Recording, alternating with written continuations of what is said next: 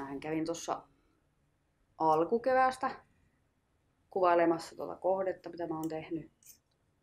Räpsin siellä kuvia 1 000 000 ja sen jälkeen mä oon sitten tullut työskentelytiloihini, plärännyt niitä kuvia ja sitten vähän katsonut, että mistä kulmasta voisin alkaa tätä teosta tekemään. Ja tehnyt semmosia surkeita pikaisia piirroksia aiheesta ja sit vaan ottanut matskut esiin ja leikannut siitä kappaleet ja miettinyt ton rakenteen, että minkälaisissa kulmissa se tulee siihen olemaan tavallaan se kolmiulotteisuus. Ja sit vaan tehnyt sen jälkeen. No ehkä semmoinen aikaa vievin tässä hommassa on varmaan just se rakenteen tekeminen. Et miettii just, että mikä näyttää hyvältä ja sit mä saatan tehdä vähän semmosia niinku vääristyneen tai niinku huijauskulmia, että varsinkin sisätiloissa on ongelma se, että ne on neliöitä, mikä on vähän silleen, ei ole kauhean mielenkiintoista tehdä semmoista laatikkoa.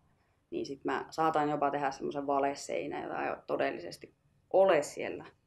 Mutta sit kuitenkin se tunnistettavuus säilyy ja sit ehkä se lisää vähän sitä omituisuutta siihen, että ihmiset katsoo, että jotain vähän outoa tässä on niin lisäelementtiä. Että tuleekin seinä ulospäin, vaikka siinä ei ole keskellä.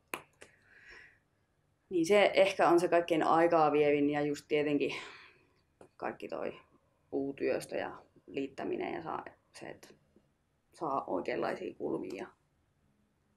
Se on ehkä se kaikkein työläin.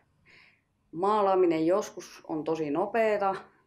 Tietysti sitten kun käyttää öljyä, niin se taas hidastaa sitä. Pitää muistaa antaa kuivaa.